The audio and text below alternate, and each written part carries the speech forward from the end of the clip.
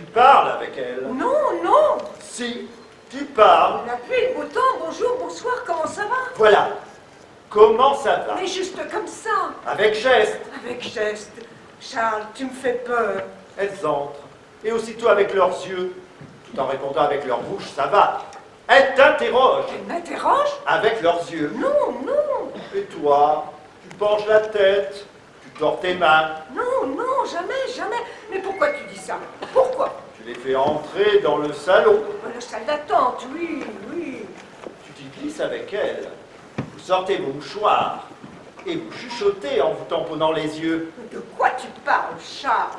Et après, elles entrent tête basse dans mon cabinet, soupirent en me voyant, bougent la tête, se hissent sur le siège, soupirent à nouveau, essuyage appuyé des yeux, nouveau soupir, mouchage, remouchage, tout ça. Tandis que moi, j'attends qu'elles daignent ouvrir leur bouche. Bonsoir. Je suis l'auteur. Enfin, l'acteur censé représenter l'auteur. Là, il a entre 11 et 12 ans, et là, il de foot. Sa mère avait fini par lui acheter la panoplie complète. Ce soir-là, il ne lui manquait que les protèges tibias. Et dès qu'il les a eus, 2-3 mois après, environ, il a abandonné le foot. Ouais, sans ses lunettes, il ne pouvait même pas se situer sur le terrain, il courait dans tous les sens sans jamais toucher la balle. Et dès qu'il entendait crier « Tête, tête !» il savait qu'il devait protéger son crâne avec ses deux avant-bras croisés et ne plus bouger. Une fois cependant, la balle l'a touché, de plein fouet, à un endroit stratégique, un shoot énorme à bout portant, qu'il a intercepté avec sa jambe du milieu. Il a bien cru un temps ne jamais plus glisser. Et cette action mémorable, tout en épargnant un but à son équipe, a mis fin à sa carrière de footballeur. À l'époque, il avait tellement de caries qu'il devait passer une grande partie de ses loisirs sur le siège des douleurs de M. Charles, qui mordillait sans cesse sa lèvre inférieure dès qu'il approchait le moindre appareil de sa bouche. Je sais pourquoi. Si vous voulez bien passer dans la salle d'attente, Toujours à la même place. je n'ai changé que la sonnette, si vous voulez bien vous donner la peine. Inutile. Je suis Charles Podek, chirurgien dentiste. Vous êtes venu faire du grabuge? Quel grabuge? Je vous le conseille pas. J'entre chez moi. Chez vous? Écoutez, ce n'est ni l'heure ni le lieu de plaisanter. Je travaille, moi. Et moi, je ne demande que ça. Et qu'est-ce qui se passe ici? C'est ce type-là. Ça vient d'on ne sait où. Un placard, madame, placard, un balai. Et puis ça prétend revenir chez lui. Oh, on a acheté l'appartement et le cabinet libre. Tous les papiers ont été visés par la préfecture et le commissariat. Le tribunal de commerce. Le conseil de l'ordre aussi. Je crains que vous ne vous teniez pas assez au courant de l'actualité. Paris, le 15 octobre 1942. Ah, monsieur le commissaire général aux questions juives. 1 place des Petits Pères, Paris. Monsieur, je sous-signais René Bertrand, ancien combattant croix de guerre 14-18. Chirurgien dentiste diplômé, 100% français, exerçant actuellement à Clamart, Seine. Désireux de reprendre un cabinet à Paris, rendu libre par l'application des lois anti-juives. J'ai l'honneur de solliciter auprès de vos services les directions à suivre, ainsi qu'une liste des cabinets disponibles dans les 10e, 11e, 18e et 20e arrondissements de Paris. Je vous en remercie par avance et vous prie d'agréer, monsieur, mes salutations distinguées. René Bertrand.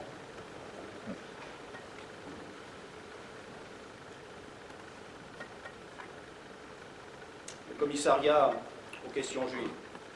À monsieur René Bertrand. En réponse à votre lettre du 15 octobre 1942, je vous adresse la liste des cabinets dentaires pourvus d'administrateurs provisoires.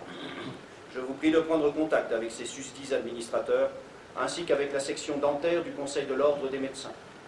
Considération distingue.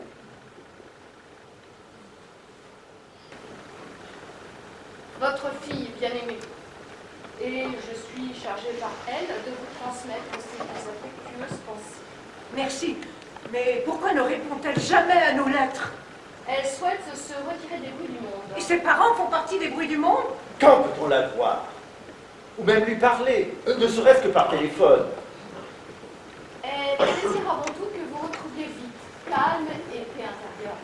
Et si je puis ajouter un conseil personnel, je vous engage vivement vivement à vous tourner vers la prière pour que vous y puisiez vous aussi force et réconfort. Elle sait, et vous savez que nous ne faisons pas partie de votre paroisse. Quand bien même les Israélites prient. Priez. Priez. Je ne prie pas plus votre Dieu que le prétendu mien.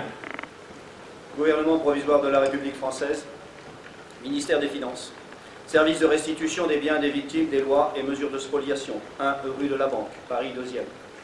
Référence dossier, 2196, FC, Paris, le 17 août 1945 à M. Charles Spodek. Monsieur, pour me permettre de contrôler l'application des dispositions de l'ordonnance 45-770 du 21 avril 1945 concernant la restitution des biens vendus ou liquidés aux victimes d'actes de spoliation accomplis par l'ennemi ou sous son contrôle.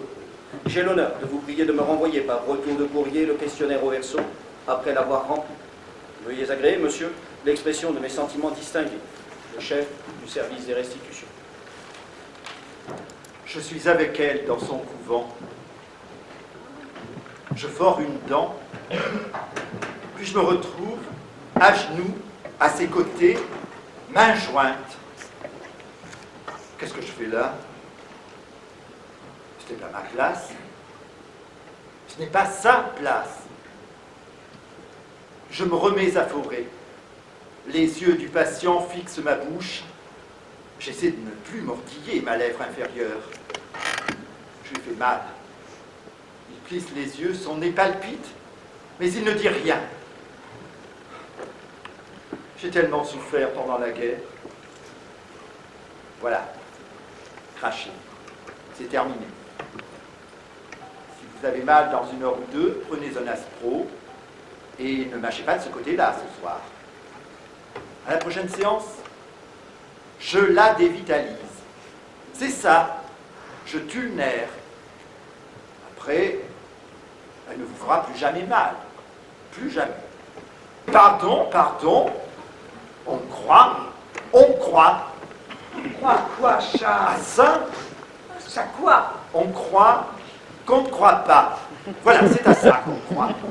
C'est ça, notre foi, notre religion. Ne pas croire. Et tous les jours, j'y crois davantage. Et puis, qu'est-ce que tu me fais dire? Qu'est-ce que tu me fais dire, Clara? On est juifs. Juifs. Tu sais ce que c'est, tu sais ce que ça veut dire. Mais elle a dit qu'on pouvait très bien rester juif tout en demeurant. Clara, va te coucher. Fous-moi la paix. Fous-moi la paix. Laisse-moi espérer la 3e guerre mondiale. Dans un minimum de calme et de sérénité. Tu sais, parfois, moi aussi, il m'arrive comme des bouffées de prière. Où que tu sois, qui que tu sois, la prochaine fois que tu refais un monde, applique-toi, je t'en prie. Pense que des êtres humains doivent y vivre.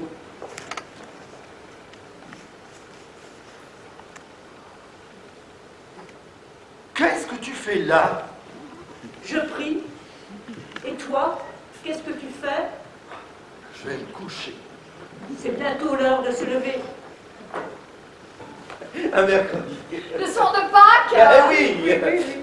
On s'est dit, ils nous invitent à un CEDER chez eux. On y va, on peut pas refuser. On a dû commander les enfants. Vous mangez cachère?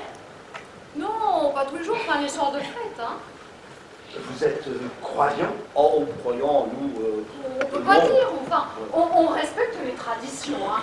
Surtout pour les enfants et les petits-enfants. Sinon, tout va disparaître et Hitler aura gagné. Chez moi, il a déjà gagné. Ce ne fut que lorsque le grand rabbin Joseph Kaplan, appuyé par une campagne de presse musclée et un comité de soutien, intervint directement auprès des hautes autorités catholiques, que la restitution des enfants finali fut envisagée. Après des années d'affrontements théologiques, de procédures judiciaires, les enfants furent finalement rendus en 1953 très exactement à leur famille et au judaïsme. Pourquoi rester, Charles? Maintenant, les Juifs ont un pays. J'ai déjà un pays. Et j'ai déjà eu assez d'ennuis avec lui, merci.